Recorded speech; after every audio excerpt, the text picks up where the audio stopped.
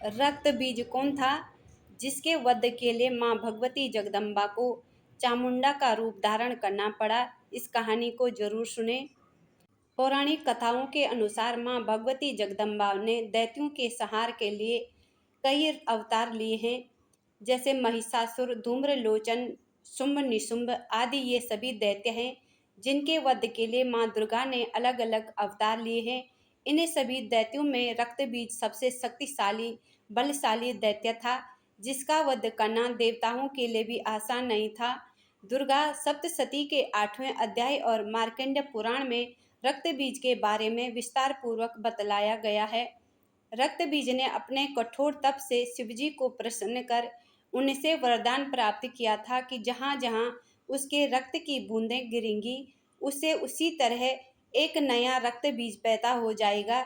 इसलिए युद्ध में जब भी देवता उस पर प्रहार करते, उसकी रक्त की बूंदों से नए रक्त बीज दैत्य का जन्म हो जाता। इसलिए सभी देवता मिलकर भी उसका अंत नहीं कर सके और धीरे धीरे रक्त बीज का दुराचार बढ़ने लगा।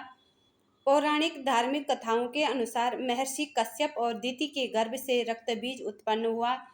कहा जाता है कि पूर्व जन्म में रक्त बीज असुर सम्राट रंभ था।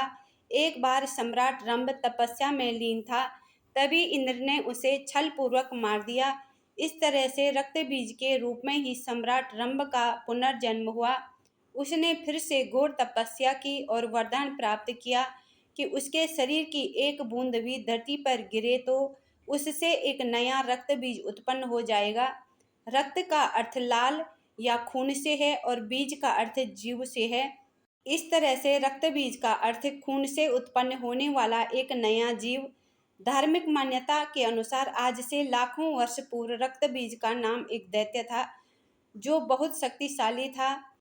जब रक्त बीज से सभी देवता परास्त हो गए, तब वो भगवती जगदम्बा की शरण में गए और भगवती जगदम्बा से प्रार्थना की। तब रक्त बीज के संहार के लिए ही माँ दुर्गा का अवतरण हुआ। माँ दुर्गा और रक्त बीज के बीच युद्ध हुआ। माँ दुर्गा जैसे ही उसके अंगों को काटने लगी तो उसके रक्त से नए दैत्य रक्त बीज का जन्म होने लगा। इस तरह से रक्त बीज दैत्य की सेना खड़ी हो गई। आखिरकार माँ ने देवी चंडिका को आदेश दिया कि जब वह रक्त बीज पर प्रहार करे तो वह उसका रक्त पी जाए, इससे नया रक्त बीज उत्पन्न नहीं होगा। इसके बाद माँ पार्वती ने भद्रकाली का रूप धारण किया।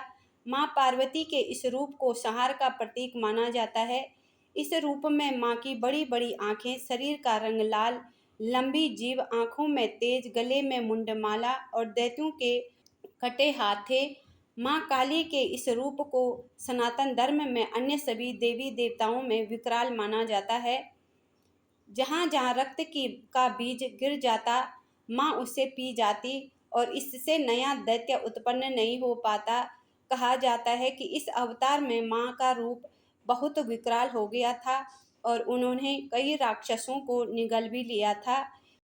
अंत में माँ भगवती जगदम्बा ने रक्त बीज का एक एक अंग काट करके उसका रक्त माँ चंडिका को पान करने के लिए कहा और अंत में उसका धड़ भी अलग कर दिया और देवताओं को भय से मुक्त कर दिया।